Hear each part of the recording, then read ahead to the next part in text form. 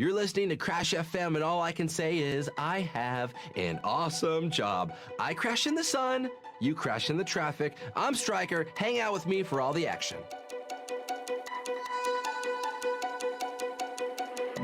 Yeah, we said we let it go, but we settled for the last. Couldn't let you want it though. Who am I to let you down? No, who am I to let you down? Down,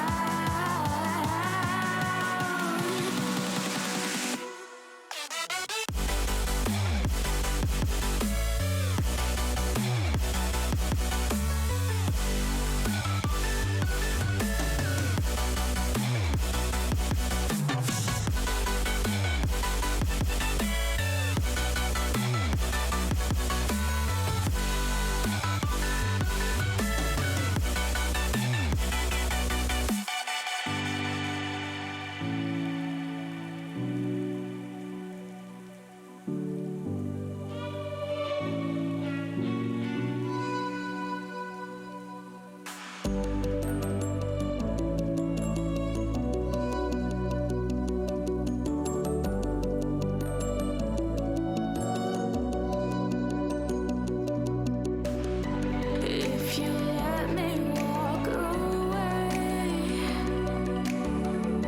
maybe then we'd lose it all. No.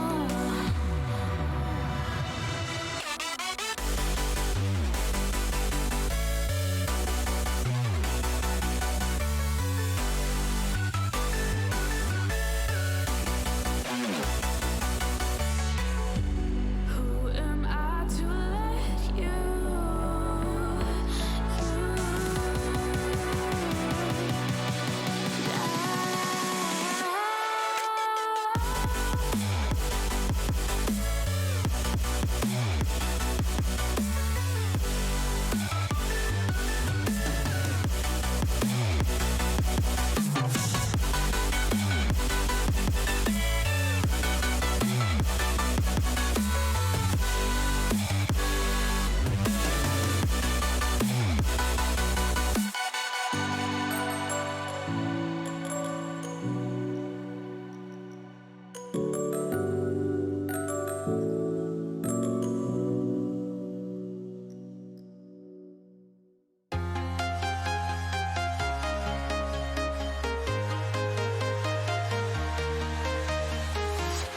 I'm walking alone, the streets are empty. The only thing I can see is my own silhouette. I'm getting stronger, step by step. The clock is ticking, but there's no time for me. I've been flying from town to town, from London to Taiwan. I've been all around the globe trying to protect your soul. We are heroes tonight. We will fly above the sky. We are heroes tonight.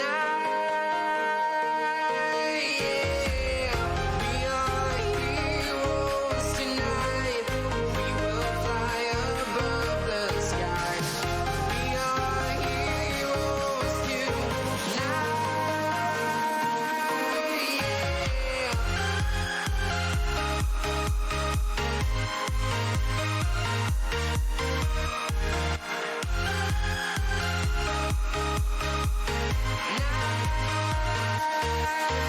Yeah.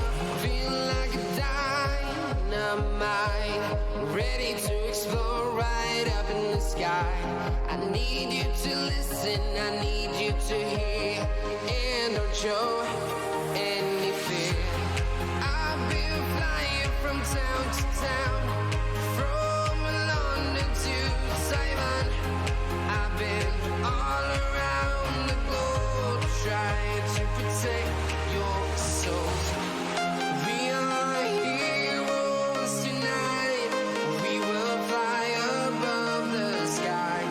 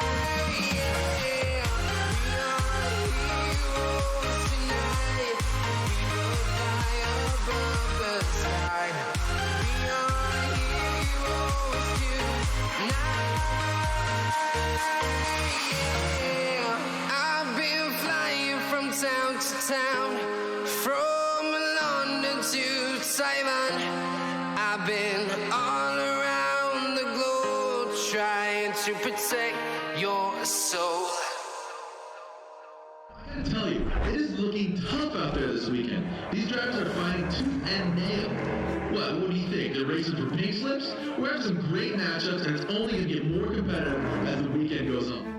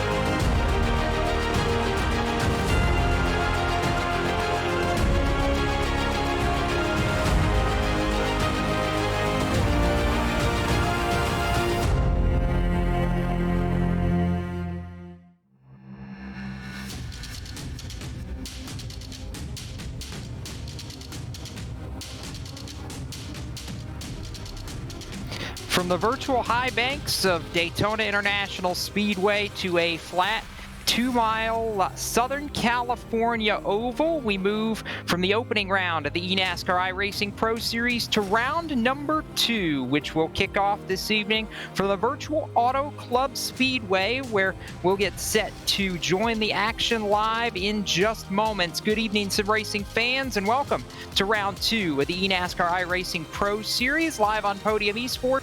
Jacob Seelman joined on the broadcast tonight by James Pike and Blake McCandless, with Ryan Bauer down in the production trailer as we get set to walk you through what, James, is bound to be just as exciting, I think, as what we saw out of the opening round 1 week ago. Malik Ray ending in victory lane, but I think what we've already seen is drivers who have come to the front early and drivers who have a lot of work to do starting tonight. A lot of drivers that had struggles in a big way. in that first race down in Daytona last week. Steven Wilson, I think, is the name that jumps out to me, especially amongst the Road to Pro crop. He won 3 races in top split of Road to Pro over the course of the season, more than anybody else in the Road to Pro season that just finished, and he is buried in points all the way down in 38th. But he's not the only one that's down there. Alex McCollum, Coke Series driver last year, buried in the points. Michael Guerrilla, buried in the points. Big names like Justin Bolton, buried in 39th in points. You add to that some of the drivers that are stuck behind 20th and currently outside of the cutoff for the Coke Series next year. Nathan Lyon in that mix, as is Steve Sheehan, as is Brian Schoenberg. But this is a different kind of race than what we saw at Daytona 1 week ago, and it may give some of those drivers the opportunity to claw their way back up the standings, because whereas last week was very action-packed and all in your face and 190 miles an hour and nowhere to go, this track is big, but it spreads out. And I have a feeling if we're going to see a long green flag run amongst the entirety of the Pro Series, this is probably the week that happens. Before I get to Blake McCandless, let's take a look at where in the world we will be for tonight's second round of the eNASCAR iRacing Pro Series as we take a look down at the Virtual Auto Club Speedway. 2 miles of pavement, 14 degrees of banking in the turns, 11 degrees of banking on the front straightaway, 3 degrees, a very, very flat and very long backstretch in Southern California, and certainly just as many challenges, although a lot of them going to be different challenges than what we've seen, I think, out of the super speedway that we were dealt with 1 week ago. Blake, you'll be calling the action in the 14 degrees of banking in turns 1 and 2 this evening, and if you're going to see moves, that end of the track is probably going to be where you see it.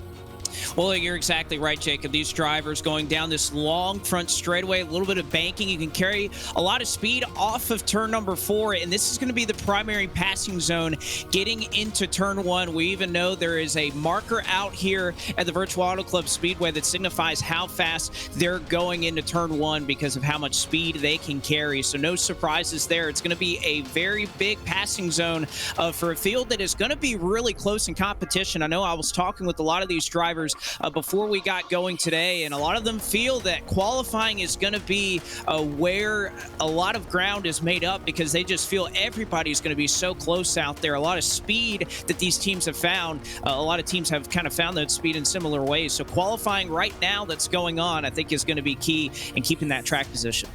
We'll take a quick look back at the results from 1 week ago as well. Malik Ray picking up the win in the opener at Daytona International Speedway. Bose, Guest, Femi Olot, Eric J. Smith pulling a top 5. 2019 Coke Series champ Zach Novak up in the top 10. Dylan Duvall and Chris Overland, 2 Coke veterans who ended up inside the top 10. James, so a lot of familiar names there. The further back you go in the field, there's still some familiarity, but drivers who certainly did not want to be as far back as they are.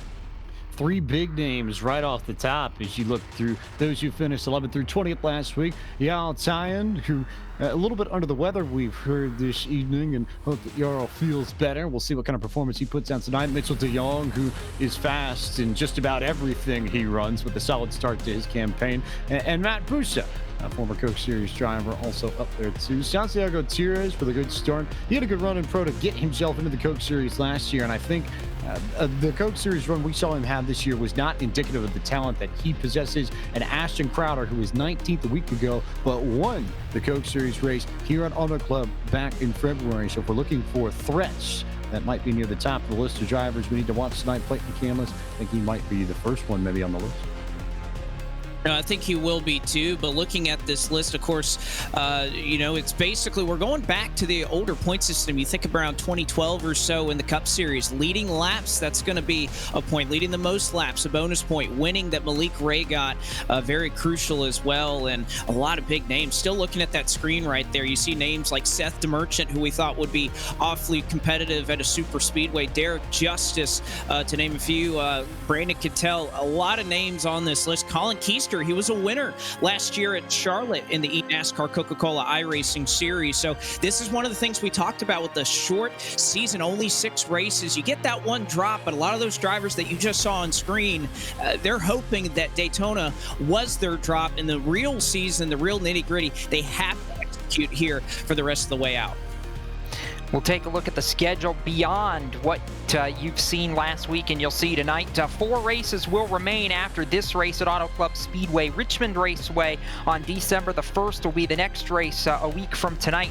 Dover International Speedway, the 1-mile concrete high banks. Charlotte Motor Speedway on the oval. And then the finale to round it out the week going into Christmas at Homestead Miami Speedway on December 22nd to crown a Pro Series champion and lock 21 drivers, the top 21 in points, into the field for next year's eNASCAR Coca-Cola iRacing Series. So a lot to look forward to, gentlemen, and I think it was already mentioned coming into this that Ashton Crowder, who won the Coke Series race at Auto Club Speedway, could be a threat, and it looks like he's going to end up with a starting position among the top 5 here as we wait for qualifying to shake out. So I do believe the Elliott Sadler Esports driver, James, is going to be one of the favorites. He knows how to get to victory lane, and I talked with that team just last night, and they were very confident in the pace that they were going to bring to the table and thought that they were going to have a shot at this thing.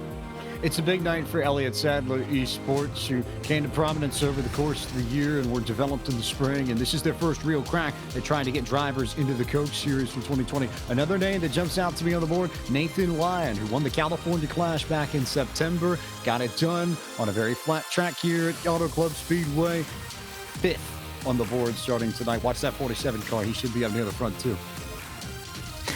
And now we'll take you to the racetrack and get you set with the starting lineup for tonight's 200-miler at Auto Club Speedway. And on the pole with a lap of 40.266 seconds, Vicente Salas in the 14 as Elliott Sadler Esports sweeping the top 3 positions on the grid. Salas joined by his teammate Ashton Crowder on the front row. Garrett Maines lining up on the inside of row number 2 alongside Derek Justice, with Nathan Lyon and Brian Schoenberg sharing that 3rd row.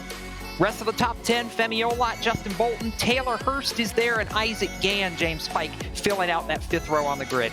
Matheson will start in the 11th spot alongside Burton Kligerman Eastport and Team Horizons. Donovan Strauss, the 45 machine. Seth the Merchant there. As we look at this set of drivers rolling our way towards 20th. Alan Bose, who finished runner-up at Daytona 1 week ago. They're on the inside of row 8 and 15th. Brandon Cattell, who won at Talladega in the Coke Series, also in the mix. And at the very back end, at the top 20, Michael Carrillia and Zach Novak, the 2019 eNASCAR Coca-Cola iRacing Series champion. Directly behind the champion, you have a champion, at least in terms of being well-rounded. Mitchell DeYoung won a couple of races, road courses in the Road to Pro Series. He'll be rolling off from 21st. You'll have to look for him to be fast at a flat racetrack. Jose Salas Jr. will start in 22nd. 23rd will go to Colin Bowden, as mentioned earlier. Winner last year in the eNASCAR Coca-Cola iRacing Series at Charlotte. Colin Keister rolls off from 24th. 25th starting spot goes to Blade Witt. 26th will go to Eddie Kerner. Starting 27th is Eric J. Smith. Danny Hansen rolls off from 28th. In row 15, Dylan Duvall and last week's winner, Jacob Malik Ray, all the way back in 30th in qualifying.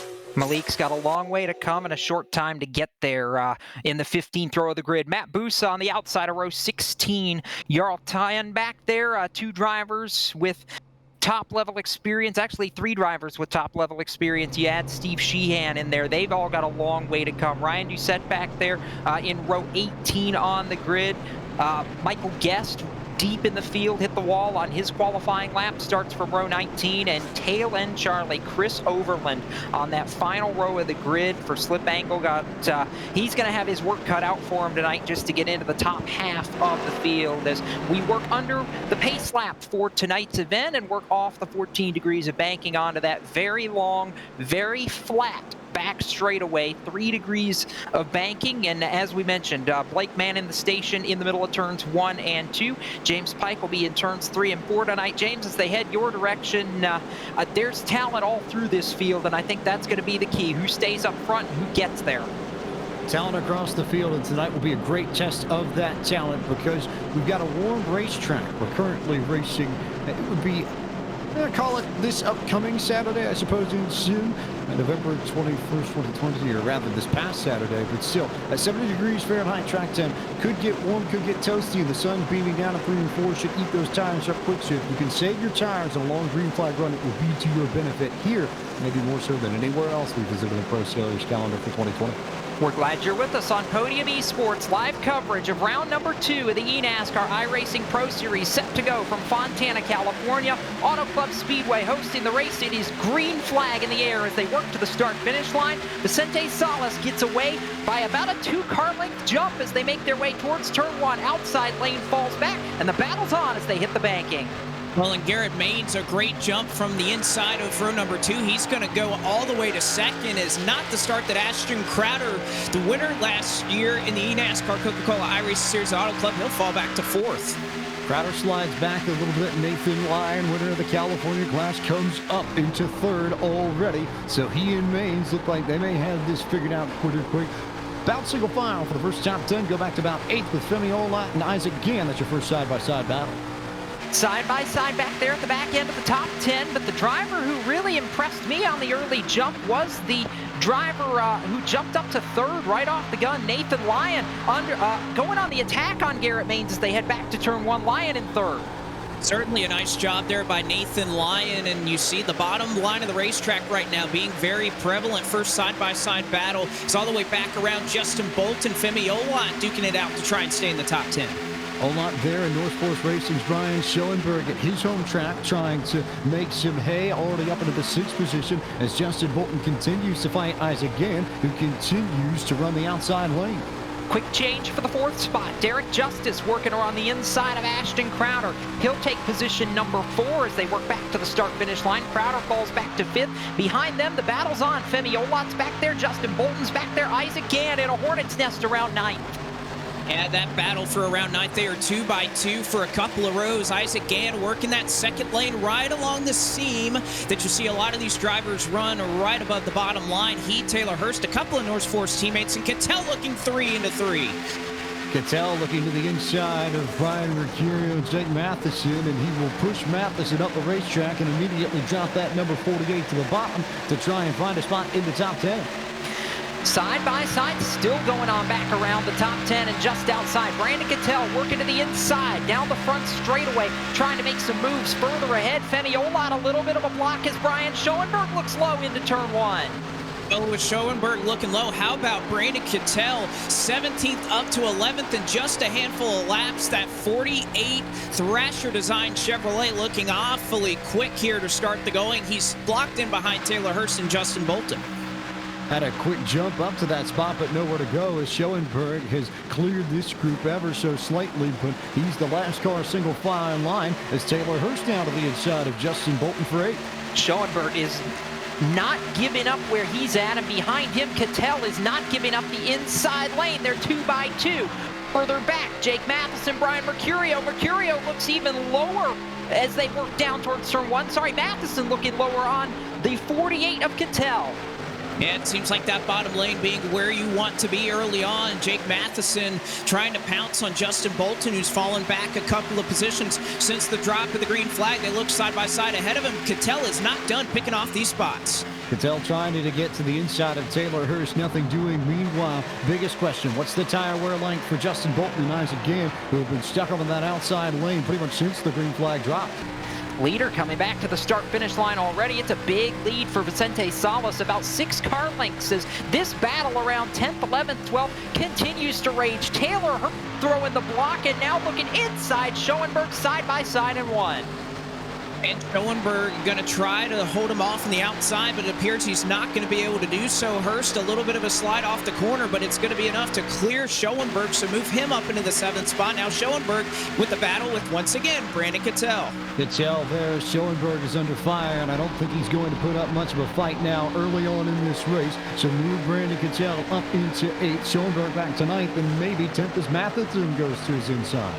Looking a little further back now, one of the drivers that I was a little concerned with, knowing that he did not get the finish at Daytona that he wanted. Donovan Strauss started 12th, has fallen back. He's got to have a good run tonight, but Blake McCandless, he sits 15th early on, looking ahead at this battle. Well, and yes, he certainly had a little bit of issues. His teammate Seth DeMerchant falling all the way back to 20th. And again, they started just outside the top 10. And like you said, the pressure is on, not the points that they wanted last week. They got to figure it out quickly. Few drivers moving down, one driver moving up the scoring pylon, though. How about the number 12 machine of Mitchell DeYoung, who started in 21st and is already up to 14th and now to the outside of Isaac Gann. They know DeYoung is a road course ace. He's trying to prove that he can run these oval tracks as well. DeYoung right to the outside, looking for 13th. He's got it by a half car length at the line. He wants more. He's tucked up behind Brian Mercurio for position. And I tell you what, DeYoung has made the bottom. He's made the middle line work as he tries to get around Isaac Gann on the high side of the racetrack. DeYoung, again, not a shocker, James, that he would be fast at a track like this.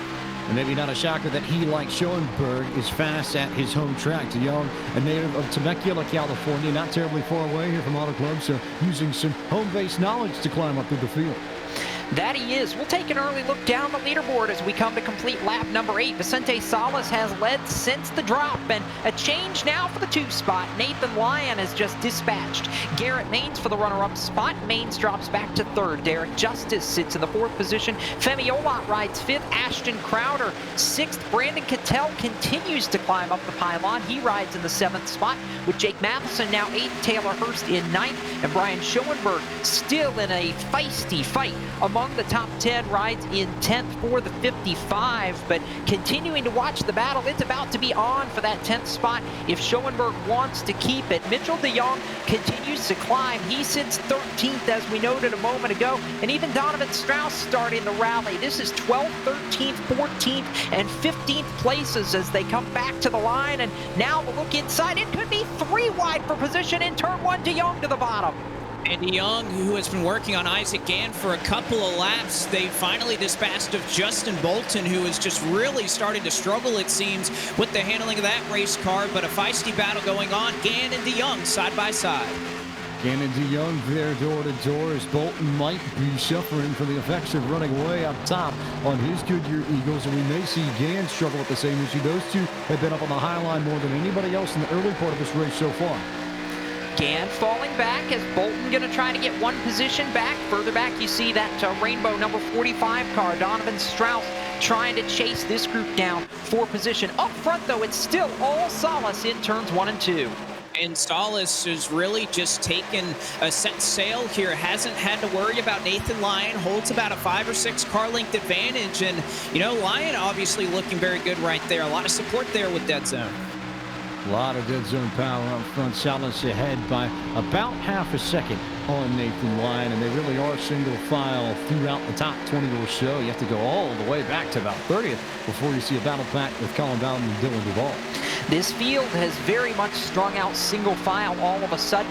Gives us a chance to spotlight some of the drivers as we work through the field. On board right now with driver 34 out of Peoria, Illinois, Matt Busa, as he looks to try and go inside for position. Busa, another one of those drivers that trying to get some valuable points, raced this season in the eNASCAR Coca-Cola iRacing Series for Williams Esports. And there's a nervous moment for the 41 of Dylan Duvall, and everybody got stacked up, had to check up just a little bit, James Pike, as they head towards you in turn 3. That could have been a little dicey. First time we've seen somebody get loose here at Auto Club, and you think you'll see it a little bit more with these Xfinity cars than the Cup Series cars because there's less downforce on these. Duvall is trying to dirt track it out of turn 4. That he is. That is deep in the field right now, outside the top 20 as we put eyes back on the leader. Vicente Salas leading by half a second over Nathan Lyon. Garrett Maines in 3rd, though, not too far behind. That battle could continue, Blake. Well, it is continuing. Matt Busa actually just made it 3 wide, nearly made contact back here with Dylan Duvall and Ryan Doucette. Again, this was a battle we were just chronicling a moment ago. This is all the way back for 32nd. A bunch of names back here you wouldn't think would be back here, James. A lot of names that you think wouldn't necessarily be back here. Chris Overland is in this mix. Seth DeMerchant is here. He's alongside Colin Bowden, racing for 28th and 29th. Yeah, a lot of names deep in the field, and that's what we mentioned. I think we had all talked about this coming into this Pro Series, but this may be the deepest Pro Series field I've personally seen since the inception of the top level.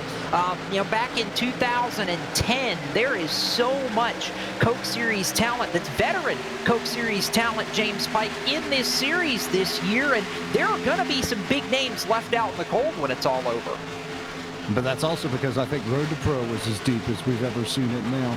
After a handful of seasons of competition, people really figured that one out, made it the top place to play. You're seeing the best of the best come together and seeing, I think Truth's found out so far who's got talent and who doesn't have talent tonight. But Salas still has the lead headed off into one. That he does. Salas has been brilliant. Further back, though, a big battle, and now it's De Jong inside Schoenberg position. And De Jong is able to get the best of that battle right there as he's able to get up into the top 10 already. So De Jong quickly on the march. It's going to put kind of the same names we've seen around that top 10. Mercurio and Gann now going at it for 12th. Really good stuff there, and Justin Bolton in the mix with Alan Bowes, who we haven't talked about much about, but runner-up last week at Daytona and now beginning to make his charge towards the front. Bo's starting to make a bit of a charge. He rides 15th right now, but 2 cars behind him is the driver that I've been watching for the last little bit. Actually now, just 1 car behind him, sitting 16th, started 25th. The 7 of Blade Witt really making a nice charge through the field, Blake. He certainly is. There's been a couple of comers and goers that we can chronicle here. Blade probably being one of the more significant ones where he started and where he's come from. But, Jacob, I think one thing we have to look at here that is really a concern for me at this point is Malik Ray. Obviously, last week's winner at Daytona got max points, so doesn't have a lot to worry about right now, but he runs all the way back in 36th and just hasn't really shown any get up in that Toyota to try and go to the front. I guarantee you this is not what the Greer, South Carolina driver wanted, and I guarantee you he did not want to use his drop tonight. We see Malik headed back in front of you, Blake, in turn 1. He has got a long, long way to go tonight. He does. He's got a long line of cars in front of him, and a couple of names set the Merchant back from 13th to 32nd. Ryan, you said he didn't take a qualifying time. A bunch of names back here, James, we did not expect to see.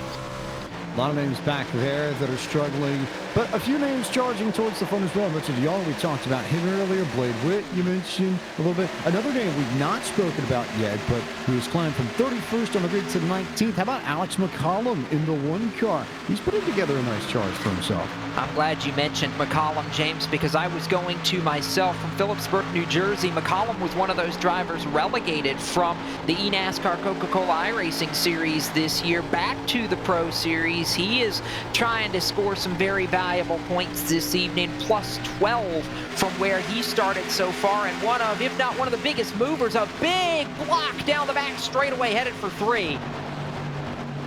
Big blocks there. Everybody trying to throw big time moves as they try and get back to single file racing. And Alan Bowes, who's going to clear Isaac Gann for 13, is right on board with Michael Garilli.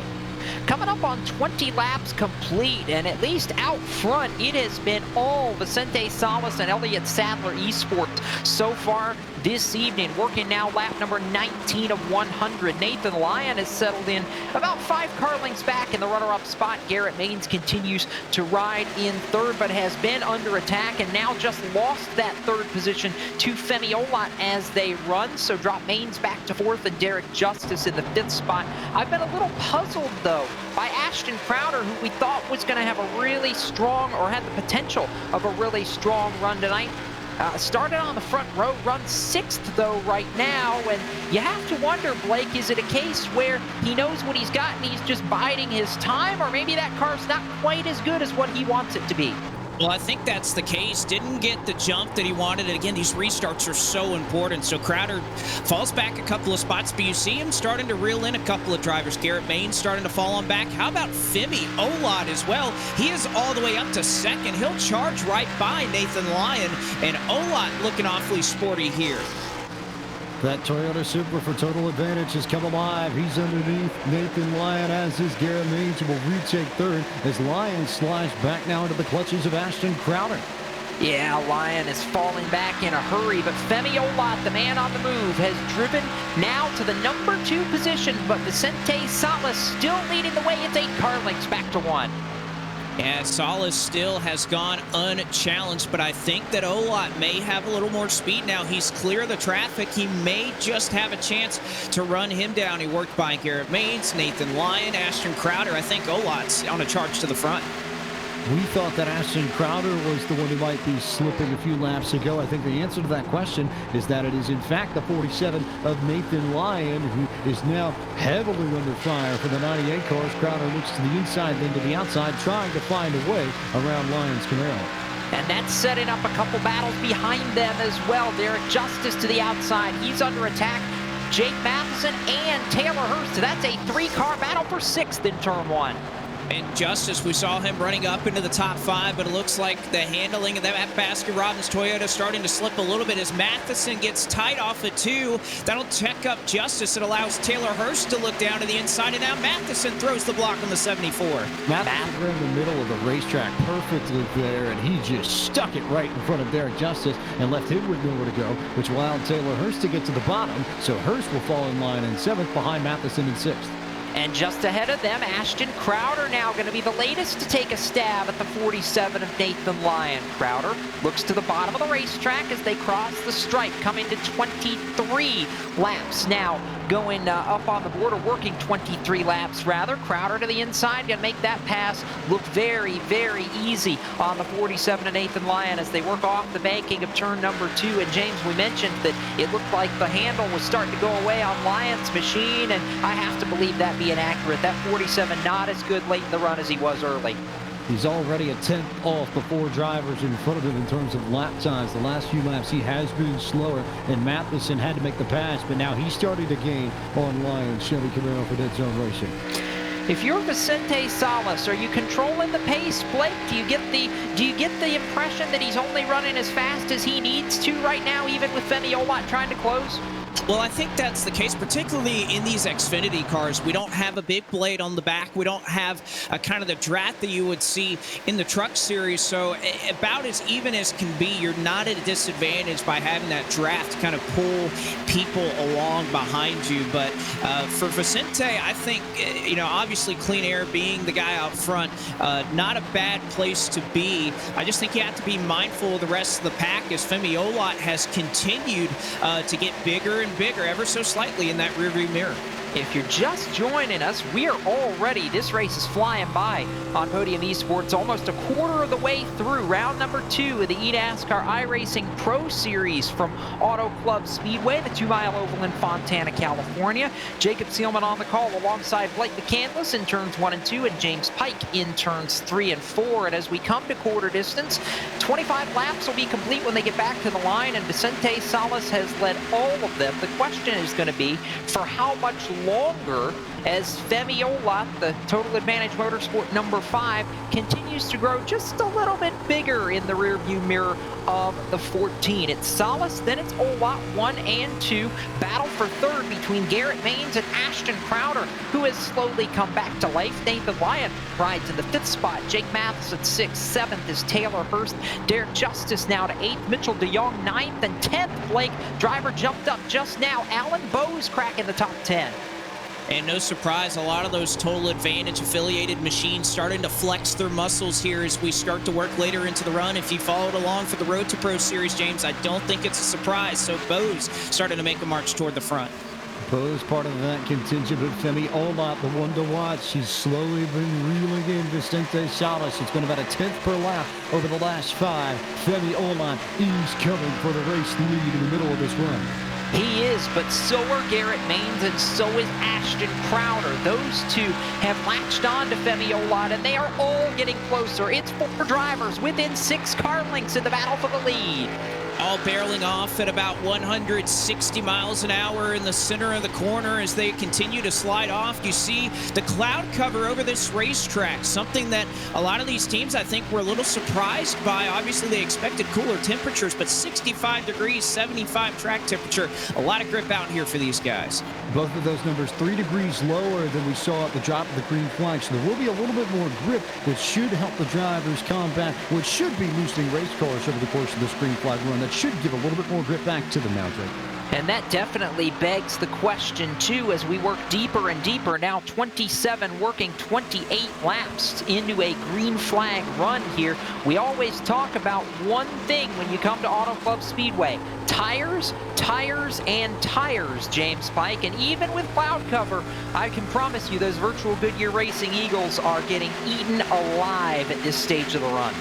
Especially when you compare these cars to the Cup cars, where this is a much more horsepower-driven machine, and you have much more of an ability to control your lap times, but also control your tire, where you get the gas down too quickly on corner exit, you will burn off the rear tires quickly. And some of the drivers that will slide back over the course of long green flag runs here, Jacob, will usually be guilty of doing just that. How about Mitchell DeYoung? 21st to 8th right now. The biggest mover in this race has done a masterful job trying to prove that he can do this on the ovals just as well as he can on the road courses. We saw him star during the Road to Pro series, primarily on the road course races, but doing a fine job here at Auto Club so far in the Virtual Racing School. Back to number 12, has closed up pretty nicely to the back of Taylor Hurst in what will be a battle for 7th, I think, before too long. The battle for 2nd, though, stretching out just a little bit as they come back to the line. Vicente Salas, though, about to be under attack. Femi Olot within a car length as they head back to turn 1. It's within 0.2 of a second now. Femi Olot has not slowed down the pace up front, and it looks like Salas a little bit of a slip off the corner. Just little bits of time. Olot is making up. He has a run down the back straightaway. It was another 10th that last time by that Olot picked up on Salas, and you've got one driver from Temecula and Mitchell DeYoung making the charge, but Salas now in danger of slipping back out of the race lead. Here comes Olot again out of turn 4.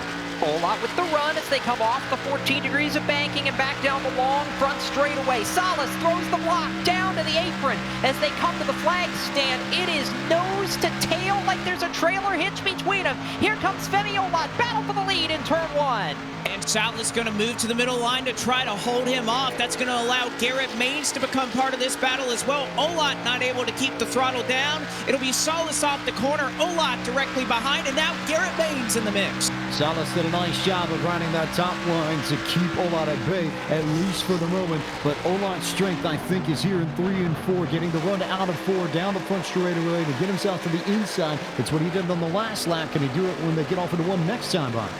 Like an accordion, they've all pressed back together at the end of the run. 31 laps in the books this time by. We'll have to start talking about pit stops if it stays green before long. Again, an outside-inside cut. Here comes the total advantage. Number 5, Femi Olot for the lead once more.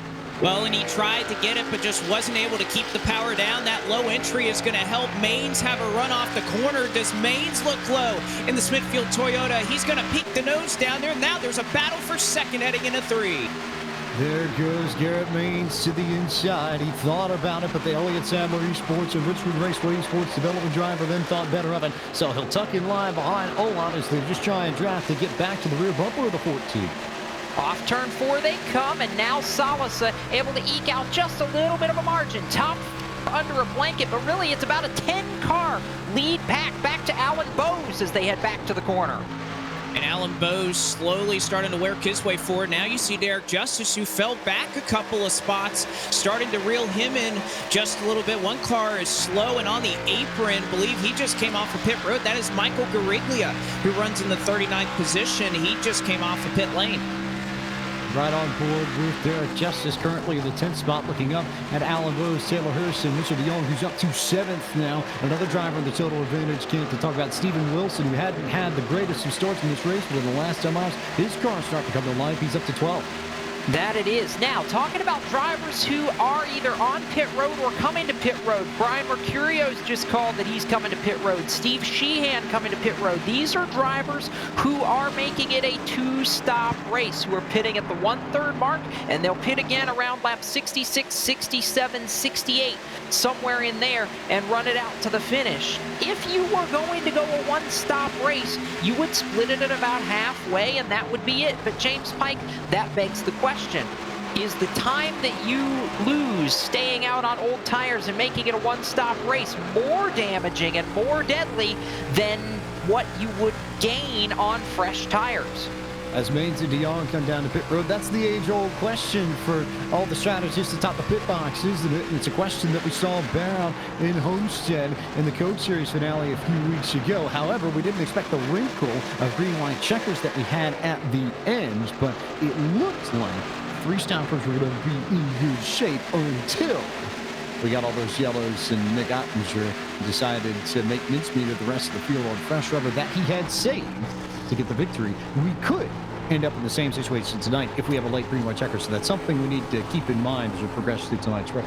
It's very interesting. Ryan Doucette coming down pit road, Michael Guest coming down, and here come your leaders. Femi Olot, Vicente Salas, Ashton Crowder is going to stay out at least one extra lap, I believe, to pick up a bonus point. He will do that at the end of lap 34, but most of the leaders pitting right here. Salas, Olot, Matheson, Justice, and more coming down the lane. There's Alan Bowes in the 21 battling. He's up in the 3rd spot, and you see just how big fresh tires are as drivers who have already pitted blowing by that 21 of Bowes in 3.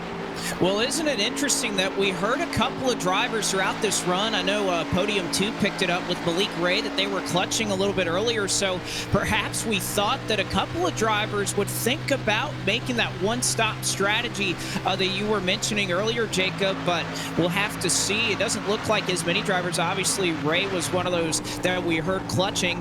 He came down pit road, so we'll have to see. It looks like all but about 5 or 6 cars have made their way down to pit lane, and Nathan Lyon and Alan Bowes lead that group that are still out on the racetrack. Actually, a good handful of cars that have still not made their venture onto pit lane. Top here's would be the ones that have yet to come down pit lane. Seth the Merchant in 7th, the last car there. Then Nathan Lyon, who I think is going to come down pit road now, Jacob. Yeah, and I was just noticing something, James, to jump in here, that I would think we'll shuffle this race, and I was watching as the leaders came down pit road, a very slow stop for the 14 of former leader Vicente Salas. It allowed the 31 of Derek Justice to get around him. It allowed the 5 of Femi Olot to get almost a full second on the 14 as they continue to cycle out and work through this green flag pit cycle at lap number 30, at working lap number 38 now. So I don't know if it was just a little bit of time lost or if there was an issue perhaps, but either way, Vicente Salas losing probably a second or so of time on the pit stop that has shuffled him back, and now left among the drivers who have yet to pit, Alex McCullum and Zach Novak as the top 2. Novak, the top 2, who have not come down to pit lane just yet. Seth the Merchant right now the highest running of those groups that have not come down pit lane. And as we continue to move forward to about lap 40 or so, the Merchant started up front, has been awfully slow throughout this run. I think the Merchant is thinking about trying to make this a one-stop race. I really do believe that. I'm torn, James, because as much as I would normally say, hey, a one-stopper might work, I just think you give up too much time on fresh tires here. It's going to take a very, very bold strategy play to make it work, and I think maybe a yellow and a late chance to grab tires, if that. That's the big issue, because you really do lose so much time. The difference here is greater between fresh tires and old tires than just about any other track the NASCAR cars visit regularly in the sim. This place is so big, it is so hot, it is just so abrasive on Goodyear Eagles that you will lose a ton of time if you stay out. That's the problem the top 5 are going to have to worry about at this stage, Chick. We were on board a moment ago with the 2019 Coke Series champ, Zach Novak. There you see him on your screen, the Sunoco number 90. He rides second. He has yet to pit. In fact, there are 5 drivers who have yet to pit as we cross the lap 40 benchmark. There, Alex McCollum, who leads, Zach Novak, who rides in second, Donovan Strauss, who sits third, Jarl Tyen in fourth, and Seth the Merchant in fifth. And McCollum, I think, is maybe getting ready to give up the ghost. Novak just getting by him to pick up the lead. McCollum's still out on track for the moment, but certainly that important for the 2019 Coke champion, because now Novak, by leading that lap, James, gets a bonus point. That could be big down the stretch when determining who gets back into the Coke Series next year. He got the bonus point, but he got into the wall just getting into turn 1 ahead of Alex McCollum. So you see what the right side damage of the 90 does to affect that car throughout the rest of this race. That's going to be a cause for concern, especially at a big, wide track like Auto Club Speedway.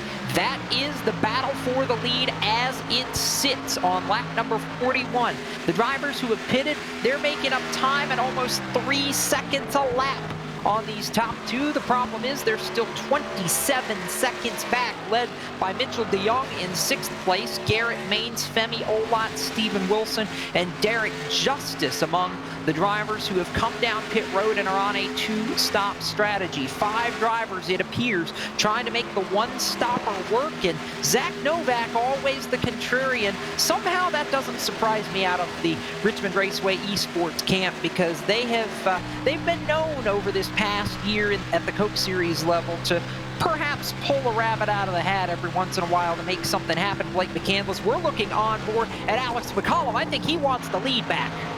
I think he does, even though they're obviously on this strategy that's much different. You're going to get every single point that matters. Again, I hate to bring it up, but we all know last year in the Pro Series, a single point or two made the difference between a couple of drivers making it in and being sent back to the Road to Pro Series. So Novak and McCollum will duke it out in 3 and 4, and it looks like Novak, for the moment, going to be able to hang on as McCollum tries to rally back.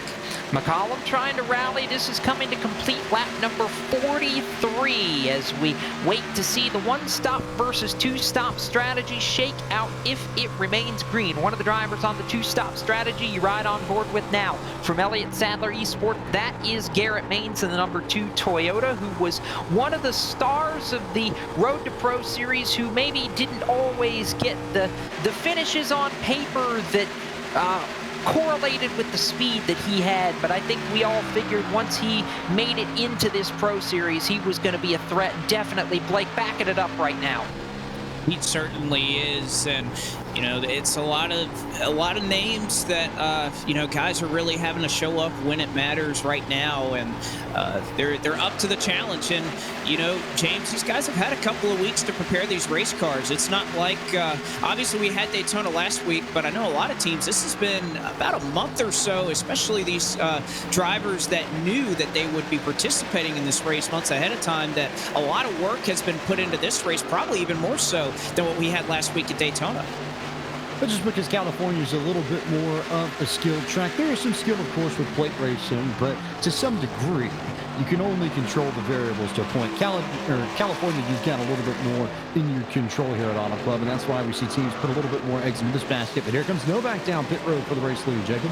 So Novak is not going to, if you were going to do the one-stop strategy and really make it work, you would want to get all the way to lap number 50, and this is a little bit early for the drivers on the one-stop strategy. So Novak gives up the ghost about 5 laps sooner than perhaps what we anticipated, and that could be a game changer or allow him to short pit perhaps at the end of this race. So then there were 4 out on track before the drivers who are on the two-stop strategy. Alex McCollum leads it, Seth the Merchant second.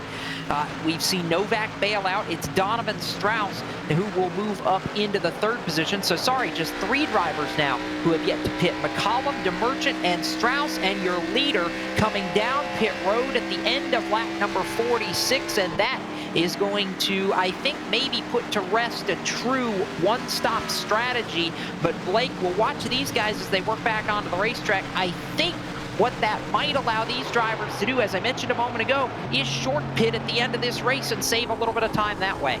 Well, you could do that, but they have lost so much time. You got to think about 14 or 15 laps. But the one driver who I think can make this work is Seth DeMerchant. You see, he's sliding all over the place. He started 13th, fell back quickly, but I think that's because you obviously see it now. If you're going to commit to this one-stop strategy, you had to be very committed to it from the very drop of the green flag. And I think DeMerchant is going to be close here. We'll see if he'll cross pit road and come down on lap 50, but I think DeMerchant might have enough and might have saved enough because, again, his pace during the early portions of this run had me really concerned. But if he can make this work, he might just come down pit road and he'll be done for the rest of the race. And, you know, I got to say, I think it could potentially work out. A lot of the tire fall off here happens in about the first 15 or 20 laps. They even out pretty well after that. So perhaps that time that DeMerchant gains not having that second pit stop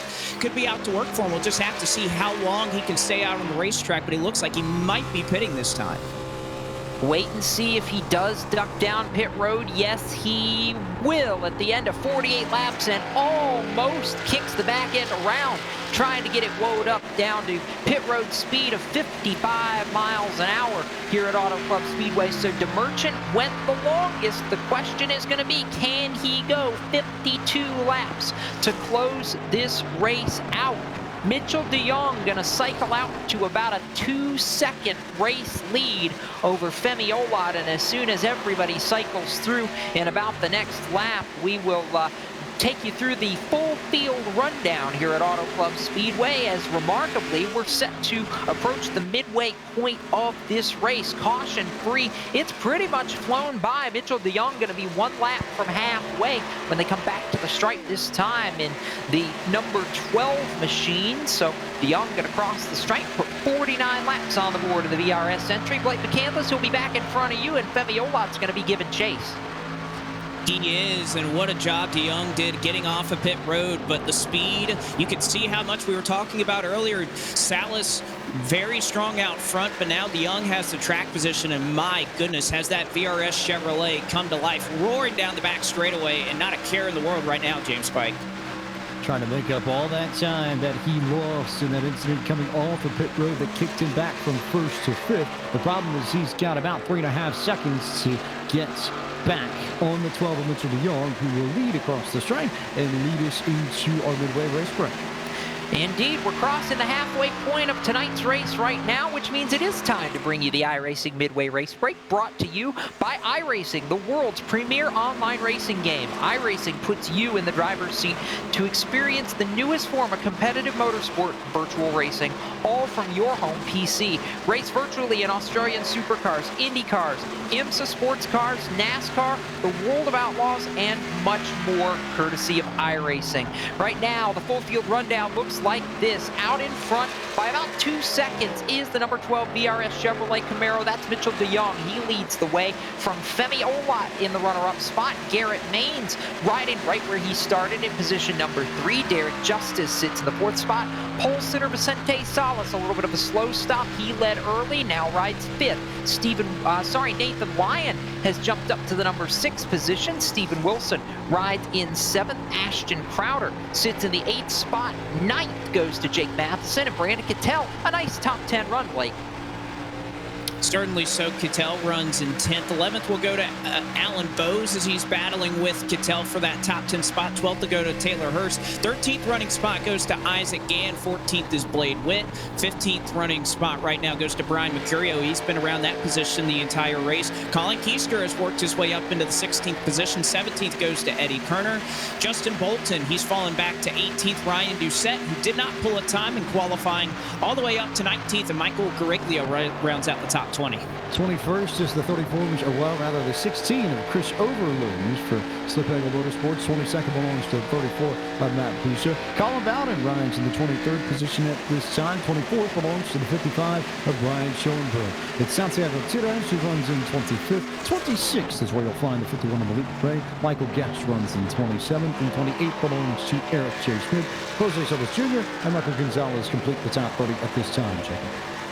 Yeah, and some names back there I'm really surprised by. Danny Hansen's another one of those. He sits 31st. Steve Sheehan is 32nd. 33rd is Dylan Duvall. Zach Nichols is 34th, and Zach Novak, after losing so much time by staying out long, is 35th. Alex McCollum is 36th.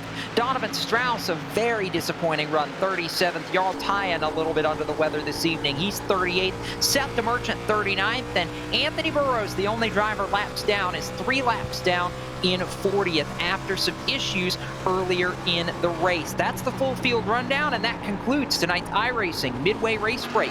With more than 170,000 drivers on the service and more than 90 laser scan tracks and cars to choose from, iRacing is your portal to the racing world.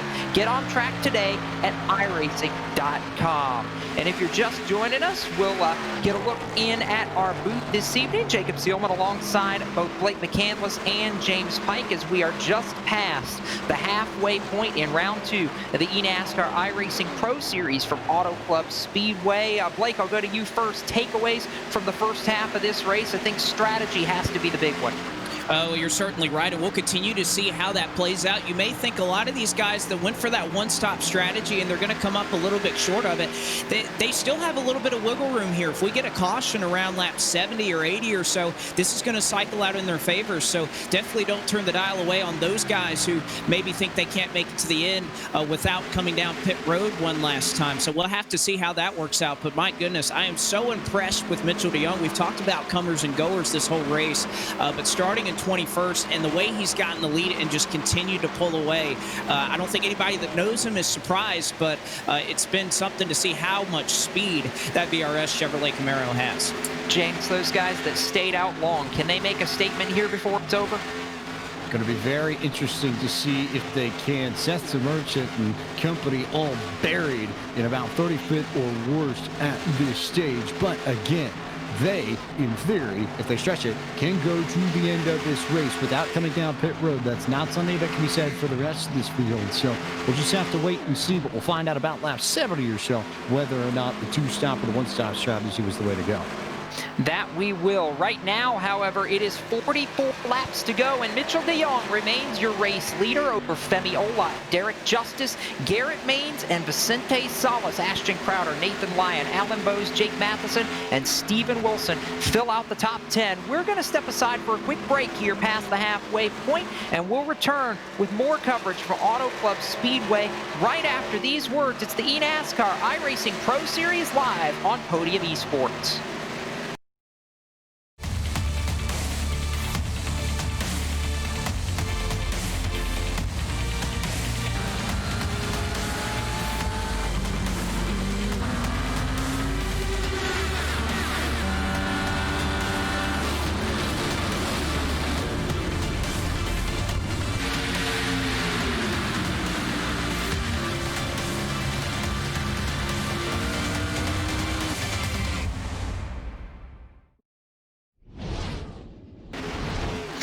Welcome back to the virtual Auto Club Speedway. It's round 2 of 6 in the eNASCAR iRacing Pro Series live on Podium Esports. If you're just joining us, good evening. If you're still with us, welcome back. Jacob Seelman alongside Blake McCandless and James Pike out in the turns as we continue to roll through tonight's 200-miler from the 2-mile oval in Fontana, California, where Mitchell DeYoung in the VRS Chevrolet Camaro leads the way after 58 of 100 laps, so 42 laps remain here at Auto Club Speedway. Femi Olot, who was 2 seconds back, has started to eat into that gap just a little bit to Mitchell DeYoung, so we'll wait and see how this long run develops. But for the drivers on a 2-stop strategy, pit stops will be the order once again in about 8 more laps. We expect to see a lot of those drivers back on the pit lane. Right now, however, the leader sailing back towards turn 1 in the view of Blake McCandless. They are sailing off here, and really it's the battle for third that is starting to get pretty interesting here. Derek Justice, what a job he did getting off of pit road. He gained a couple of spots and has since held on to it, and right now he has just a slight advantage over Maines, Salas, and Crowder, who have been so strong tonight. Elizabethtown, Kentucky versus Powhatan, Virginia for third and fourth as Justice continues to pace Maines, and then Salas and now Ashton Crowder beginning to creep up onto the rear bumper of the 14 as they exit turn 4. We saw Crowder do this in the first green flag run. He came on strong right at the very end and is knocking on the bumper of his teammate Salas and Garrett Maines. That is a 3-car train of Elliott Sadler Esports drivers, and the battle's on in 1. And it looks like Salas going to look to the bottom of Garrett Maines as they go through 1 and 2. Salas to the bottom of the racetrack. Maines will go to the middle to defend, but he's able to do a pretty good job holding him off. Now this opens the door for Crowder to look low down the back. Crowder had the opportunity to take advantage of Salas checking him a bit to get behind Garrett Maines, and here comes the 98 to the inside of the 14, looking for a spot in the top 5. That was a big loss of momentum for the 14 of Salas, and Crowder is absolutely going to make Vicente pay down the front straightaway. Move Crowder to the 5 spot. Salas back to 6th, and I think Crowder's not done. He's got eyes on Garrett Maines for... He does, and Crowder, again, you have to mention he's got about a lap or 2 fresher tires than both Maines and Justice in front of him, so he is helped slightly by that fact, and you can see the difference even from your onboard shot. He's getting just a little bit closer to the Smithfield machine. Inching up ever so slightly as we ride on board with Ashton Crowder, looking to find a way around Garrett Maines. Meanwhile, here comes Alan Bose to the inside of Vicente Cianos, who continues to slide back, and Nathan Lyon coming too. That blue machine of Alan Bose has been stalking and now working to the inside of the purple and orange number 14 of Salas. Here comes the Ford of Alan Bose looking to the inside. That windshield deep machine will take the spot, move Alan Bose to the 6th position, I think as high as he's been all night. It certainly is, and Bose looking so strong. A couple of total advantage machines have really done their homework, and they are showing it right here. Alan Bose up to 6th. Bose up to 6th as DeYoung continues to ride out front by 1.7 seconds over Femi Olat, who has about a second on Derek Justice in the group that you see here. Driver that's impressed me a little deeper in the field, but coming off turn 4 now and looking to gain a few more spots. Started outside row 18, 36th position, but the 77, Ryan Doucette, all the way up to 15th. He wants a little bit more. He's on the back bumper of Colin Keister entering turn 1. Well, and this is how important qualifying can be. You can have all the speed, as certainly Doucette has shown tonight in the Nexus Esports Ford Mustang, but he has been having to work through traffic. He's got Colin Keister, he's got Brandon Kittel, a couple of former Cook drivers directly in front of him as they go and block. Kittel with the big block. Oh, Kittel got dropped about 3 lanes and is going to get moved by Keister up the racetrack, who had absolutely no patience for it. So inside of the 48 goes the 17 as Keister looks for the 13th spot, and maybe, just maybe, Doucette will come with him or make it 3 wide. Doucette's trying to come with that machine, the splash and go entry ahead. He will look to make it 3 wide as they head back to turn 1. Keister's there, Kittel's there, Doucette all the way to the apron. And Ryan Doucette giving them all the space to work themselves out. Kittel will back out of it, but he'll get a charge off the corner. Doucette and Keister side by side. Here comes a run from the 48 as well as Zach Nichols. Zach Nichols, the lap cars just come down pit road. That's why he's so much faster than everybody else in this group. And they'll let him go to the inside and make sure he's not a part of this fracas. But Doucette to the inside of Keister. It looks like the 77 may win the battle amongst the trio, as looks like Kittel will come down the pit road. Kittel going to be among the first of those to bail out on the 2-stop strategy. He'll make his final stop with 65 complete and 35 laps to go. But Ryan Doucette continuing that climb, 36 to 13th. Behind him, Santi Tires, 39th. He rides 17th, Blake. And again, a couple of drivers who did not pull a time in qualifying. We mentioned we thought a lot of these teams were going to be very similar in speed, and no doubt about it, Tires doing everything to salvage a respectable day here, James. A big run. He started 39th on the grid up to 17th, which is a very hard-charging effort from the 4-car for Latar Esports. Just cleared Justin Boltman, Brian Mercurio for position. So that battle works off of turn number 4. You move Santi Tires up a position now inside the top 15. He has climbed. Doucette now up to 12th. They are tied for the biggest movers in this race. But up at the front of the field, Mitchell DeYoung has done a pretty impressive job of moving through in his own right. Started 21st and continues to maintain a 1.7-second lead over Femi Olat. The question now for all these drivers who pitted right around lap 33, 34, 35. When do you pit? Do you maybe, Blake, stay out a lap longer to try and have a little bit fresher tires than your competition at the end? Well, and I was about to say, Jacob, that's why I'm surprised that De Jong has been able to hold and maintain this lead for as long as he had. Generally, what you like to see with the current way this sim works, you don't really like to short pit. You usually like to go about a lap or two further than your competition. De Jong came down a little bit earlier, but he was still able to maintain that lead. And, of course, now he can cycle it back around. Now that he has the lead, he can afford to give up a lap or two on pit road and get those lap or two fresher tires on the flip side of this pit strategy here, and he's going to do that just now. De Jong onto pit road.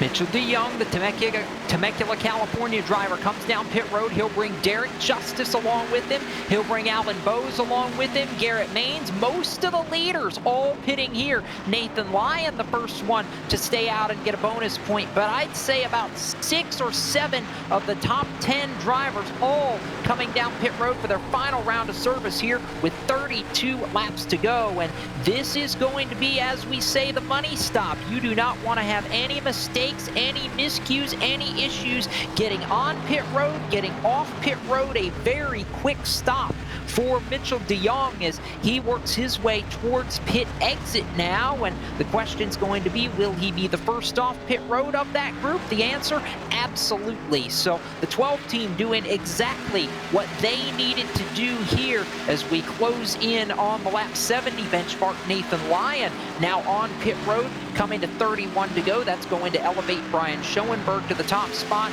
And James Pike, at this point, we're seeing guys take turns at the front of the field, staying out because they know with leading a lap comes that all-important bonus point, which could be the difference between making it into the Coke Series for 2021 and being left on the outside looking in.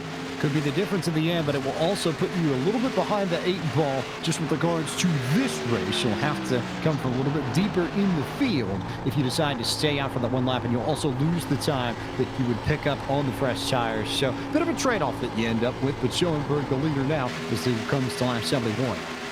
Schoenberg coming to take lap number 70 and put us officially with 30 laps to go in this race. He'll do that. Alex McCollum rides in the 2 spot. Michael Gonzalez is 3rd. Dylan Duvall and Zach Novak the top 5. Novak was one of the contrarians earlier on in this race as well. So I'd say we expect the 90, maybe the 45 of Donovan Strauss to be among those who stay out a little longer. And then there's Seth DeMerchant, who stayed out the longest of anybody on the first round of green flag pit stop, stayed out all the way to lap 48. And now that begs the question as he cycles into the top 10, could DeMerchant stretch it and go all the way to the finish, James Pike? That's the question we all want to know the answer to.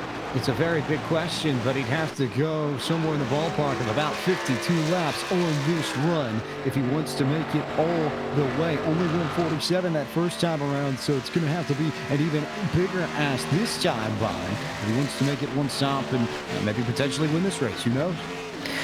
And I think that's a play, Blake, for a solid finish as opposed to necessarily a win. He's only 8 seconds ahead of Mitchell De Jong, making 6 seconds on the racetrack, so De Jong is going to pass him in relatively short order here.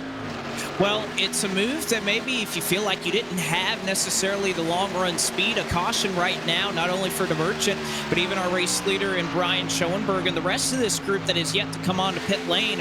All of a sudden, they would cycle through, and all that would happen is they gain the track position. So I don't know at this point what you would rather see this play out. I think if you're Schoenberg or any of the drivers up front that certainly can't make it to the end without coming back down pit road another time, I think there's no question about it. You want to see a yellow flag here in relatively short order. I think DeMerchant, yeah, like you said, he might be able to make up a couple spots, but certainly it's not a move that's going to win him the race. De Jong, we were talking about, he was about 8 seconds back two laps ago.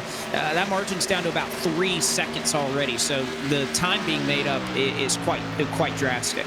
And I think the biggest thing that stands out to me as we look at the drivers who have now already pitted, your Mitchell De Jongs, Femi Olot's, Derek Justices of the world, the gap between De Jong and Olot was about 1.7 seconds before pit stops. After pit stops, it remains about 1.7 seconds. So pretty much a stalemate between the 12 and the 5 teams, if not growing ever so slightly. De Jong opening that delta up now to 2 full seconds with 27 laps to go.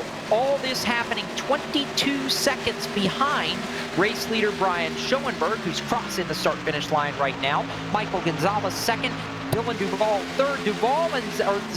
Gonzalez pitting now, ducking out of the number 2 position as Duval and Zach Novak are about to be scrapping for the 2 spot. Novak has really closed up somewhat nicely to the back of the Smithfield number 41 of Dylan Duval. They work down the back straightaway. James Pike about 2 car lengths separate those 2 drivers.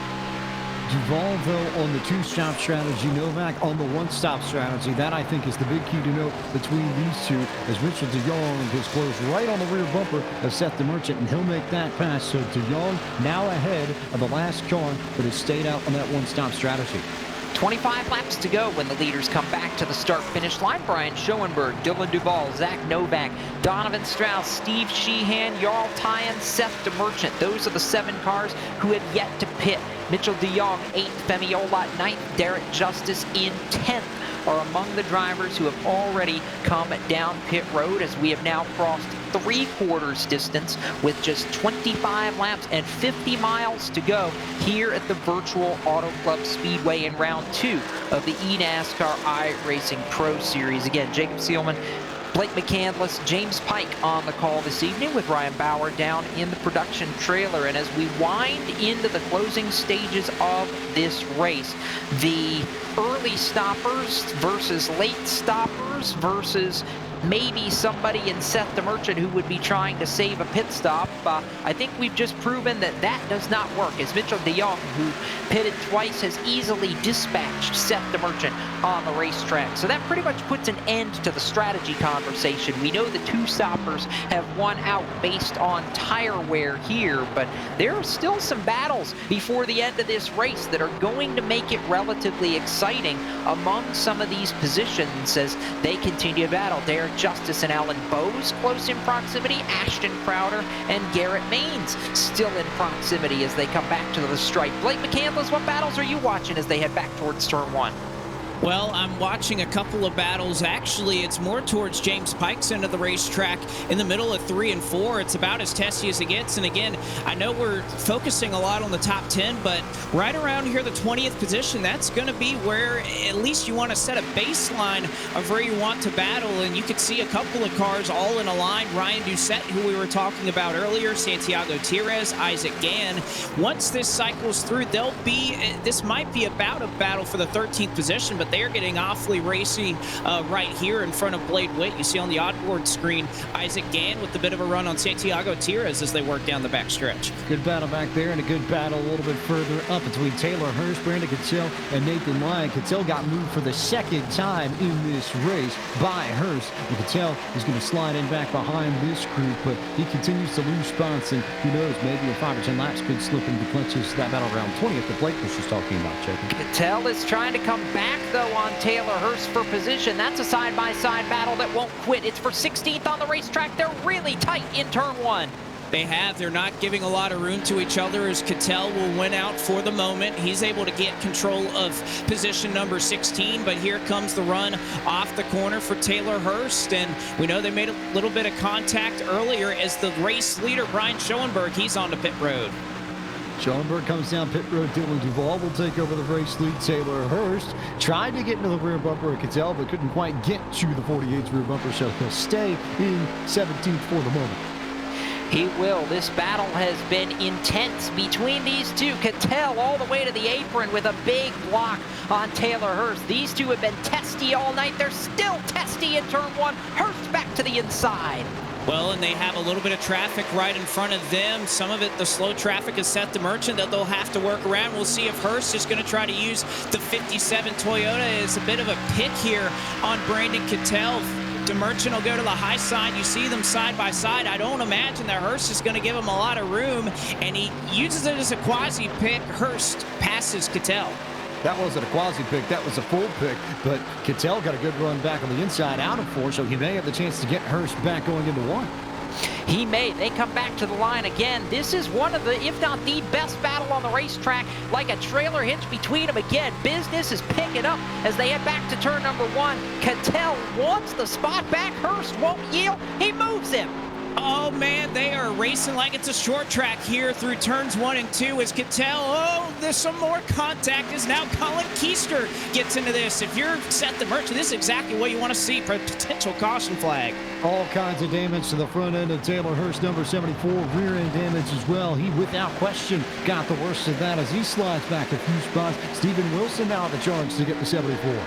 This has turned into an absolute brawl in Southern California. It's brought the 17 of Colin Keister into the mix. It's brought the 32 of Stephen Wilson into the mix. It's brought the 77 of Ryan Doucette into the mix, and more contact in turn 1.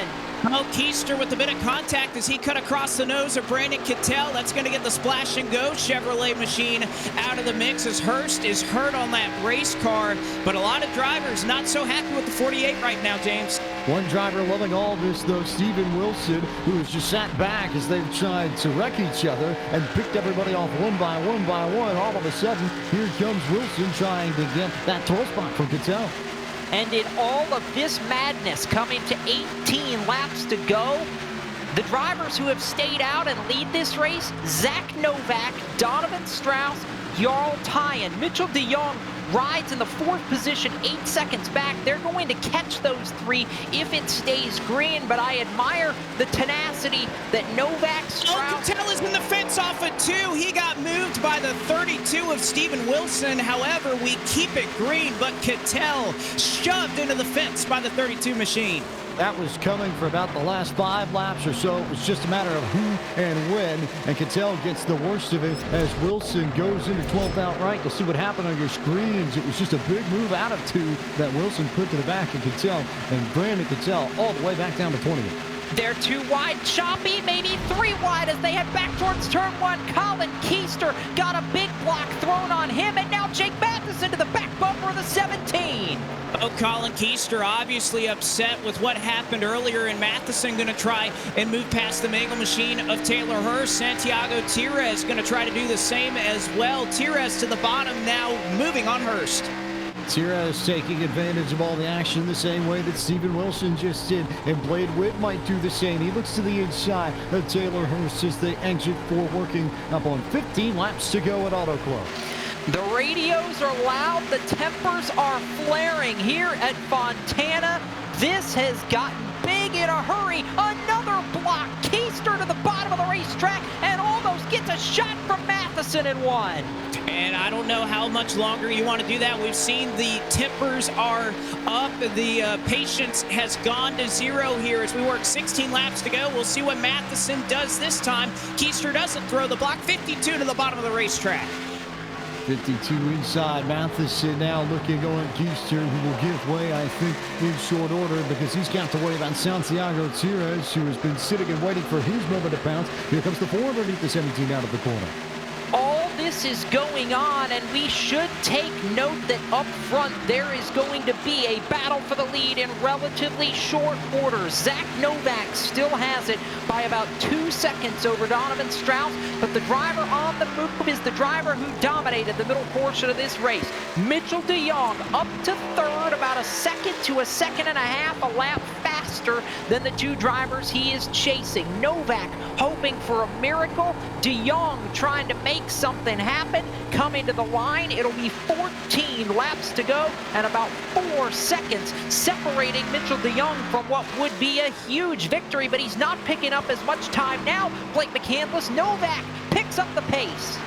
And what an interesting thing there is Novak deciding to go a little bit faster there. He'll pick up the pace just a little bit, but how about DeJong? What would be a statement win here for somebody who we've talked all about his road course prowess to come up here to the Pro Series and try to get to victory lane? He's got a chance to do it. 7/10 of a second was the difference in lap times between Novak and De Jong last time by, which, do the math, Jacob Seelman puts him in the ballpark of getting Novak pretty close. Oh, in trouble on the back straightaway. Taylor Hurst has gone up in a heap of smoke. The damage he had earlier from Brandon Cattell. He is barreling smoke out of his Lockdown Racing Chevrolet on the apron here in 3 and 4. It was just in front of me here in 1 and 2 when he was working down the front straightaway. The engine expired, overheating, and again, you have to think that is attributed to the nose damage he picked up from the contact with Brandon Cattell. That is a huge, huge negative break for the 74 of Taylor Hurst, who will not get the finish he was hoping for tonight. Just before that, we were talking about it, about a 7/10 lap difference between Zach Novak in front and Mitchell de Jong. So this move by Novak, Blake, is not going to be a race-winning move, but he could get a top 5 finish out of this. And what a call it would be for Novak, who, again, how difficult it is, wasn't able to make his way forward. Started 20th and was running back in about the 25th to 30th position for the good part of this race, those early runs. If he is able to make this work, obviously not a race-winning move, but even those top 5s here, again, a 6-race season, so important to get those good finishes. Even if it's not a win, Novak will feel like a winner after tonight. I have to believe that. We're coming now to 11 laps to go. When they cross the line, it has consistently been about 7/10 a lap, so it should be just inside 3 seconds. No, just over 3 seconds that time by for Mitchell de Jong. 10 to go next time. Young with 10 laps to go, trying to work his way forward to try and chase down the leaders. He's going to catch Donovan Strauss here in relatively short order, assuming that de Jong continues to carry his speed and we don't get a yellow flag. De Jong looks clear to get second. In good shape, I think. If we don't get a yellow flag, it's down to, maybe 5, 6 car lengths. You can see him now. Ken Mitchell de Jong working on Donovan Strauss for the second position. He's going to want to pass Strauss relatively quickly. You don't want to give up much time in your pursuit of the Sunoco machine of Zach Novak. Novak to pit road. Novak pits. So this is going to be the battle for the lead right here between Donovan Strauss and Mitchell de Jong. He bailed out Blake McCandless, and right now the leader's off too. He bailed out, and that allows Mitchell, who you could say isn't in much of a battle. He knows that Strauss can't make it to the end, and so de Jong gonna just make an easy pass here. He'll do it on the racetrack. Mitchell de Jong to the top spot. We've asked the question, just how good is Mitchell de Jong? You've seen him race in the Porsche Tacoma Esports Super Cup. You've seen him race in the iRacing Rallycross World Championship, and now here he is within 10 laps of his first victory in the eNASCAR Racing Pro Series for 2020. Blake McCandless, de Jong the leader now as he heads to 1. And looking clean as he has all night long. He sports about a almost 3.5 second lead over Femi Olot in second. Alan Bose has gotten the best of Derek Justice for the 3rd spot. Ashton Crowder rounds out your top 5 with Garrett Maines. He just made a move on Nathan Lyon for 6th.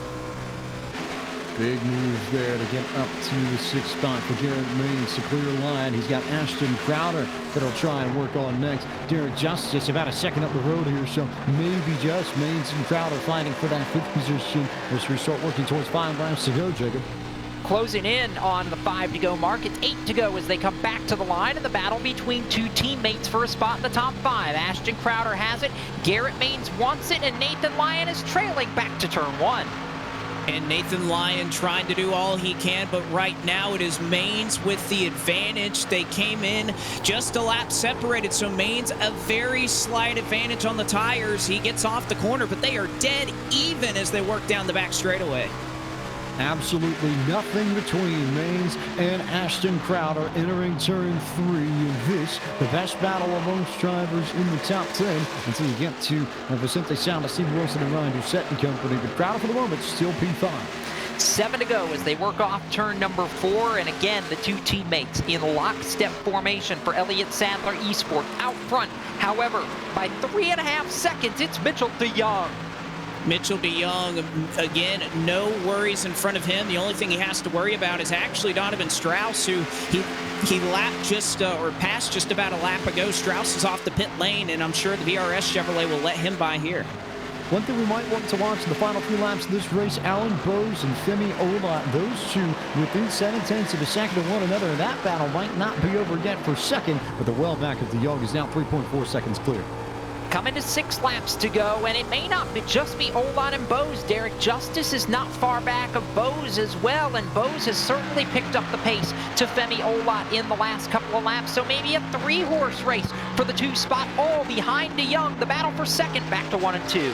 Well, the battle for second is raging on. How about Ryan Doucette? If there was a Driver of the Day award here for this Pro Series race, it would have to go to Ryan Doucette. He passes Steven Wilson up tonight, 36th on the grid rolling off, and he's up into the top 10. That battle might not be over just yet, though. Wilson fighting back on the inside, entering turn 3. The question will be whether or not Doucette can pinch the 32 down and take the air off the nose of his Toyota Supra to get here loose. Looks like they'll be dead even coming out of 4. 5 laps to go. One hand outstretched from the flag stand as we close in on the finish of a caution-free race to this point at Auto Club Speedway. The battle is among the top 10. It is Ryan Doucette, Isaac Gann behind them, but Steven Wilson, Vicente Salas ahead in 1 and 2. Well, and Vicente has kind of fallen off a little bit, and I think both Wilson and Doucette recognize that, but they have to settle it out amongst themselves. It'll be Wilson who gets it this time by, but they had their sights set on that 14 machine. Can either of them make their way around Vicente Salas in the final handful of laps in this race? Wilson with a good run through the center at 3 and 4. He might draw even with the 14 down the front stretch. Trying to. This is the battle for 8th, 9th, and 10th. 8th is Salas, 9th is Wilson, 10th Doucette. Doucette wants more. All the way to the apron goes Salas. They think about 2 wide. They settle it back into the banking. And Wilson will take a pretty wide entry here, but that'll give him a great run off the exit of the corner. Steven Wilson trying to march forward and take a couple of points here from Vicente Salas late in the going. Didn't quite get the run I think he wanted. I don't know if he had to check up or not, but he'll still get to the inside of Vicente Salas entering turn 3. And there's the foothold that the 32 needed for the Total Advantage Motorsport machine to get alongside Salas and potentially take the spot away on corner exit. He's trying to bring Doucette with him as they work off of corner number 4. It'll be 3 laps to go. Across the line, your leader, Mitchell DeYoung, has already taken it. Side by side here between Doucette, Wilson, and Vicente Salas. It's 3 cars under a blanket. And that Total Advantage machine trying to join a number of his teammates up here and moving up some spots, but Wilson able to hold on. Oh, Salas off the corner. He's going to have a pretty good run. Does Doucette think about making a 3? A big block thrown by Keister behind them. Wilson got tight on the exit of turn 2, and that allowed Salas to keep him at bay for the moment. Meanwhile, Isaac Gann beginning to make a charge late in this race. Leader is across the line already. 2 laps to go. Picking up Mitchell DeYoung. Headed back to turn 1. Blake McCandless, he's got 3.5 seconds in hand. And he has nothing to worry about there in the VRS racing machine other than a potential caution flag. And of course, you got to think every noise known to man rattling in that race car right here. Just wondering, can I get back to the white flag? It is about the depth and breadth of talent Mitchell DeYoung has, both in real life and in the sim. We have seen that on display tonight. He took the lead after the first round of pit stops and has not looked back, coming to the white flag this time. White flag going in the air as they work out of the 14 degrees of banking here at Fontana. Mitchell DeYoung starting the final lap here at Auto Club Speedway, looking for his first eNASCAR iRacing Pro Series win. He's back in turn 1 for the last time. Barreling off into 1 and 2 for the final time. Easy goes it for Mitchell DeYoung, who has nothing to worry about except Jarl Tyen behind him. But off the corner, it is palm trees on the back straightaway. DeYoung off to the sunset. A big night for DeYoung, a big night for VRS Honda Sim Sport, and a big night for everybody associated with the 12 teams so tightly associated with Keegan Leahy in the Coke Series. But it'll be home cooking for Mitchell DeYoung as he comes out of 4 for the final time. A road course wizard no more. Mitchell DeYoung is going to prove his Pro Series prowess on the oval. He wins at Auto Club Speedway in round 2 of the eNASCAR iRacing Pro Series. On the 2-mile oval, Mitchell DeYoung is victorious by almost 4 seconds over Femi Ola, Alan Bowes, Derek Justice, and Garrett Maines holding on for the final spot in the top 5. The night belongs to Mitchell DeYoung. Blake McCandless, nothing short of a dominating performance. And I think I can hear the 20 eNASCAR Coca-Cola iRacing Series drivers all sweating with the realization that Mitchell DeYoung may be joining their ranks next season. A dominating performance. First, I guess, true oval. Obviously, we had the super speedway last time out, but you come to a racetrack that takes a little bit of driver, and DeYoung is here to prove something. And again, I just hear drivers shuddering across this country thinking that number 12 may just be battling up there for $100,000 next season. James Pike, what a performance. I mean, this was absolutely stellar out of that VRS Chevrolet Camaro. There was no doubt once he took the lead that Mitchell was not giving it up, and this was perfection, I think, in the final two-thirds of the race tonight. And especially when you consider where he started, he was only 21st in qualifying and had to race his way through the field in that first green flag run. But I think the biggest thing with regards to what Blake said, in regards to the point standings, if Mitchell DeYoung was going to have to claw his way back in contention to the Pro Series, he would have needed a bad finish at Daytona, and maybe then the rest of the field might have gotten some breathing room. But he had a good finish last week. He was 12th. Now he's got P1 tonight. That will automatically vault him into the top 10 of point standings, and everything else that you'll see on the Pro Series schedule is driver's track, driver's track, driver's track, and driver's track, especially with this low downforce, high horsepower package. Richmond, Dover, Charlotte, Homestead, Miami. We may all be playing in Mitchell DeYoung's world, and we might not realize we're already living in it. We'll just have to see whether or not that comes to bear over the course of the next 4 weeks. I sit here and I'm just marveling. I really am. You know, we talked about it all the time, his performance on the road courses, and now we will hear from tonight's race winner about his prowess on the 2-mile Fontana Oval as Mitchell DeYoung joins us here on the Podium Esports broadcast. Now, Mitchell, first off, congratulations. Second off, where did the speed come from? Because that was a masterclass that you guys put on really after the first pit stop all the way to the end. Thank you. I'm at a loss for words right now. I don't know. I didn't even think that was even possible to come from that far back. I knew heading into this we had a good car. Unfortunately, we didn't really get to show it in qualifying. Both my laps had just completely missed the line. Wasn't even close to running a good one. So after that mistake, it was like, oh geez, well, what can we do with this? But I need to give a big shout out to Keegan, Chris, Matt, Bobby, everyone for the help putting this thing together. For me, I'm still so inexperienced with oval. I'm just trying to learn each time, and I do like putting in the hours to learn how to drive it and set up the car, but these guys are just masters at dialing things in, so it's so helpful to learn from them. And you know, the race was phenomenal. I mean, being able to make a lot of those moves early in the race and kind of get up towards the front without having really to save it all was so much fun. Like, probably the most fun like oval race I've ever had. So just all in all, great day. Didn't know how it was going to turn out, but it went way better than expected. What have the challenges, Mitchell, been for you adjusting to the oval racing, and what were the challenges in particular of this race tonight, if there were any? It's so different than road. You know, I hear that question a lot, and with road, it's all about, you know, just being the fastest you can. You can make mistakes and still correct it, get away with it. But in oval racing, the gaps are so small. You need to be on it with your strategy and monitoring other people. There's just so many more factors involved, let alone, you know, having to race people much closer and more frequently than you do on the road. So it's just learning the style, how to take care of the tires, how to manage a whole race. And, you know, I'm enjoying the journey.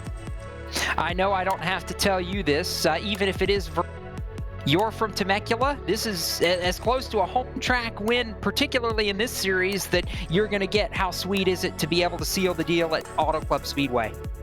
Yeah, this is a cool one. I went here for the first time in real life early this year, and yeah, just cool to check out a NASCAR race for the first time. And I don't know, it's pretty cool to win here too. So I don't know, maybe it's have a little edge because of that. So, but yeah, a lot of fun. Sponsors, shout outs, Mitchell, before we cut you loose. Anybody you need to say thank you to, now's the time. Yeah, of course. Once again, shout out to, you know, Keegan, Bobby, Chris, and Matt for all the help that they give me and the coaching and everything. Going to Sim Sport, everyone else on the team that we have in all the different types of series, being able to run at the top with them is phenomenal. Virtual Racing School, Scheffler, and everyone else that we have on board. And of course, you guys, thank you for the broadcast too. We appreciate the kind words. That is Mitchell DeYoung, tonight's race winner, first-time winner in the eNASCAR iRacing Pro Series, and we'll go from the driver who won the race handily down to James Pike with tonight's runner-up standing by with Femi Olot. Femi Olot comes home P2 for Total Advantage Motorsport. And Femi, it looked like it was tough for anybody to run down Mitchell after that first green flag run, but consistent pace throughout the final two-thirds of this race. That's really when it seems like your car came to life. How was it for you out there tonight? Yeah, the race started off really solid with a really good qualifying position. I'm not usually too good at qualifying, and that lap came out of nowhere, so that definitely helped out. And I feel like I just had, good pace throughout the entire race, and I didn't really expect that. But congrats to Mitchell. He was on something else. I don't know where all that came from, but that was a fun race. Mitchell might have won the battle, but when you look at the team performances tonight, Total Advantage Motorsport, without question, wins the war. You and Allen go second and third. Stephen Wilson joins you in the top 10 with an 8th place finish. What did you all figure out about this place coming into tonight that made you so successful in the race? Honestly, we were really scattered pre-race and leading up to today about like how we were gonna run, what to run, and all that. But I feel like we just all adapted to the weather very well. We picked a setup that fit what we were looking for, and it paid off for each of us. And oh, by the way, you and Allen are going to be 1-2 in the point standings entering next week's race at Richmond Raceway. So you will have the target on your back so far as points are concerned. But what do you expect going short track racing in the Pro Series next Tuesday night?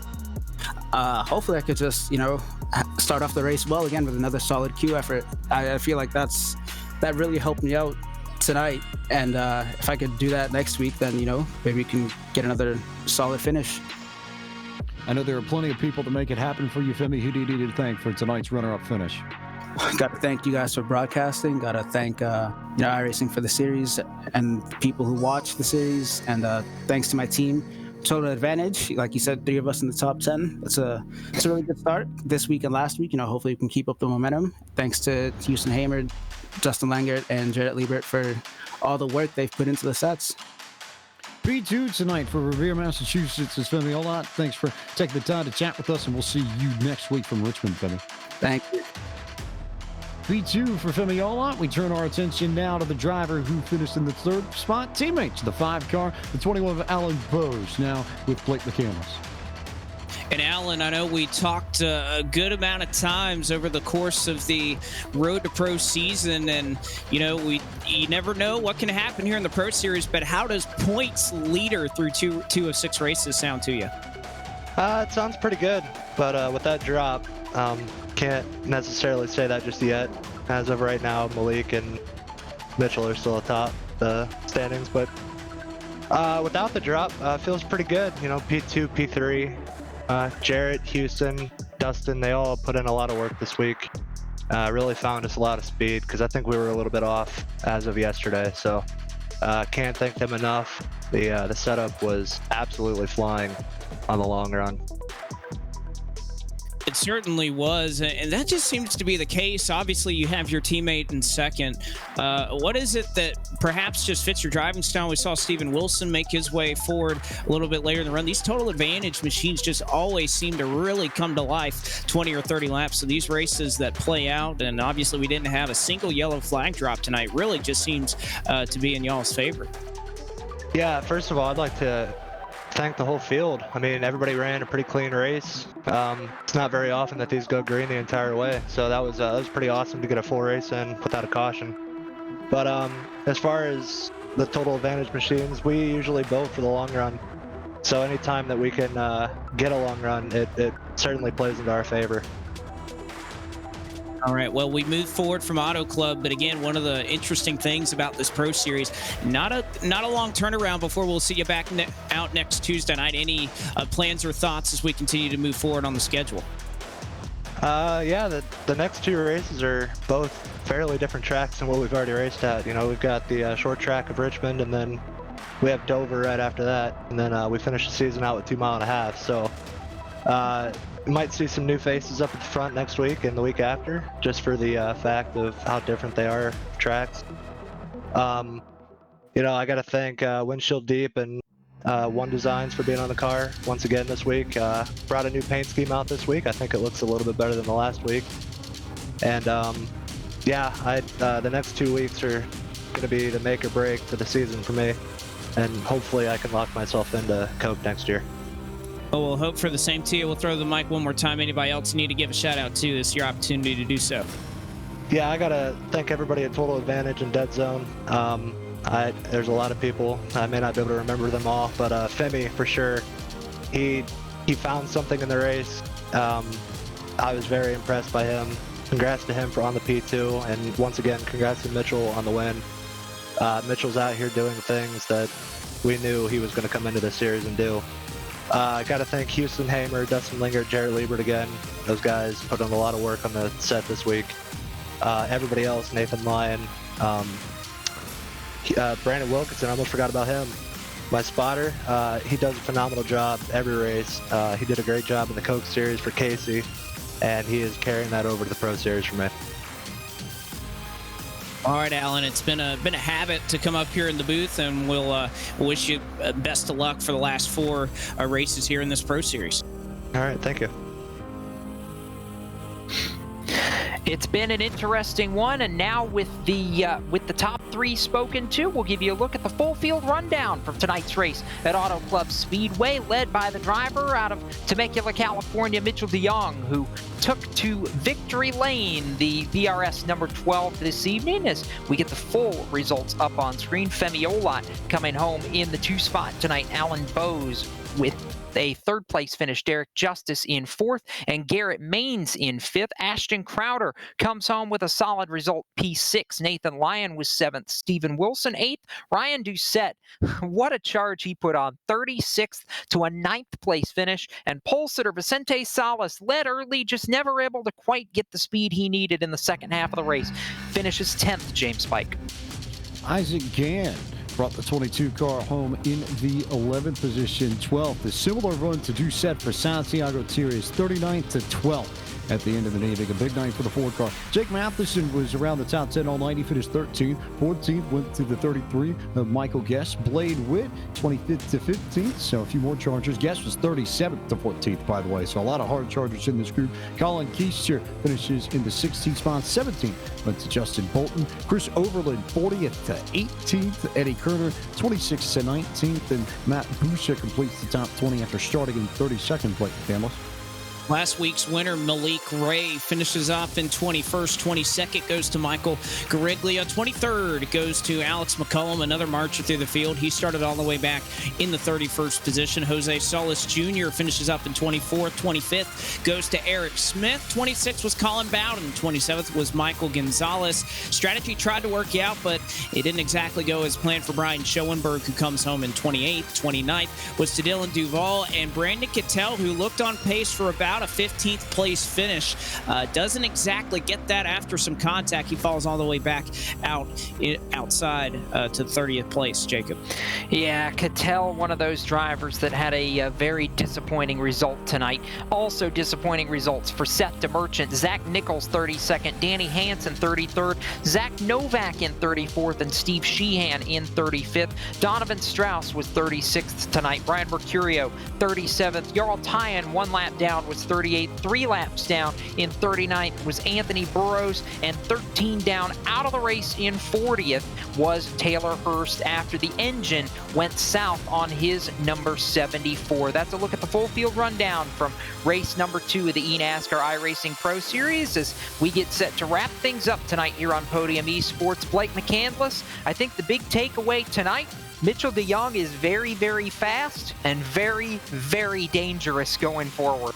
Certainly so, and I don't think anybody is really surprised. It's amazing to hear during his interview, right? Oh, well, I'm so inexperienced at oval racing. But you look at the field that he just beat, some of the best in the business of up-and-comers as well as veterans that have been around since the very beginning of the iRacing.com Drivers World Championship Series that it was called back then. It's just amazing to think that somebody who's so technically inexperienced with all this stuff is just so incredible, and it just goes to speak to his talent. And again, a dominating performance. I know there's a lot of spotters I'm kind of hearing from right now that just figured after the first few laps that he was going to be the car to beat, and they weren't wrong. And what a race for De Jong, and again, just putting a staple out here that not only is he going to be something to factor into the Pro Series, but when he gets in the Coca-Cola Series potentially in 2021, that he will be somebody that is there to not play around. James Pike, I think the equal takeaway was something that you mentioned right after the checkered flag. Total Advantage had pretty much everybody's number. They couldn't beat Mitchell de Jong, but you look at the rest of the top 10, it was chock full of flavor from Landon Huffman's team. And I think all of those drivers, as we move into the second half of the season in a couple of weeks, going to be ones that we have to keep our eyes on. When Landon put together Total Advantage earlier this year, we talked over the summer about it, and he made a very big point that when we got to this time of year, he wanted to have a team ready to go that could compete in the Pro Series for spots in next year's Coke Series. And I think tonight is proof that he has managed to put together just that. Femi Olot was incredibly strong. Alan Bowes was great too. Steven Wilson finished in the top 10. Those are three names that we know have a lot of talent. If you've been watching the iRacing scene for a long time, you've seen them be involved up near the front in a lot of races. So no surprise that when they get to the big stage, they come up and they put on a big show tonight. I think the big question is what kind of race we're going to see at Richmond Raceway next week, because we went clean and green all the way tonight at Auto Club. I think there's maybe a 0.1% chance of going all the way green flag racing at Richmond, though we've seen it done before on Podium Esports, so it's not entirely impossible, just not probable, especially when you consider the stakes that are on the line. Oh no, it's not probable at all. And a driver with home track advantage going into next week in Zach Novak as well out of Richmond Raceway Esports. The upcoming schedule, you mentioned it, James. Richmond Raceway next Tuesday night for the eNASCAR iRacing Pro Series, followed by visits to Dover International Speedway, Charlotte Motor Speedway, and closing it out the Tuesday before Christmas at Homestead Miami Speedway. The final 4 races to determine the 21 drivers who will advance into the eNASCAR Coca-Cola iRacing Series for 2021. Of course, all storylines that we are going to keep our eyes on over the next 4 weeks. And that is pretty well going to do it from Auto Club Speedway tonight. For James Pike and Blake McCandless, my partners calling the action out in the turns, as well as Tyler Hudson and Cisco Scaramouza at iRacing, Gary Sexton and John Theodore at Podium Esports, and of course for our producer Ryan Bauer, I'm Speed Sports Jacob Seelman, thanking all of you so much for watching tonight's broadcast of the eNASCAR iRacing Pro Series, and reminding you that we'll be back in action next Tuesday for round number 3 from the virtual Richmond Raceway. Of course, there's more action coming to Podium Esports later this week. You've got the Dirt Sprint Car Championship Series, the Turkey Nationals 410 Sprint Cars. That's live on Podium Esports YouTube, Twitch, and Facebook. Tomorrow night, Wednesday night at 9 p.m. Eastern, the Grit Ultimate Driver Challenge. Next Monday, November 30th, 7:30 p.m. Eastern on the Podium Esports Twitch channel, followed on Podium 2 by Monday Night Racing, presented by Tufco Flooring. The Indy Cars tackling Auto Club Speedway right back here. That's next Monday night at 9 p.m. Eastern. So until next week at Richmond Raceway for the Pro Series, I'm Jacob Seelman. Keep it off the wall, and we'll see you next time. Till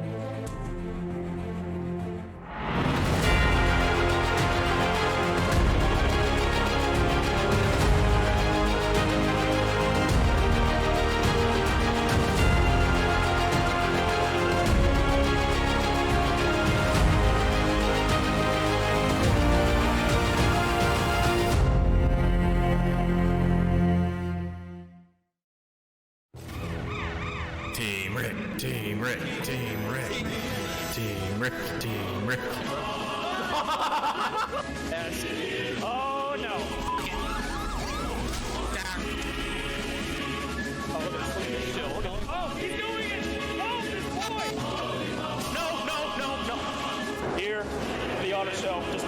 Lamborghini over here.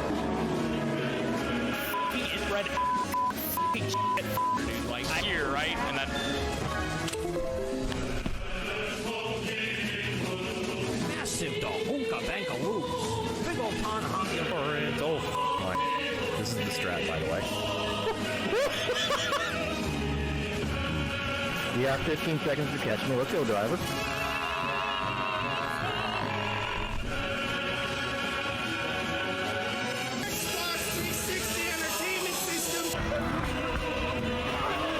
Where's Kaido? Where is it? Where's Kaido? It's golden with me. Oh! I consumed a whole bird. There is an animal in my stomach. A little bit of this. Get some of this going. Rusty Crane, yeah.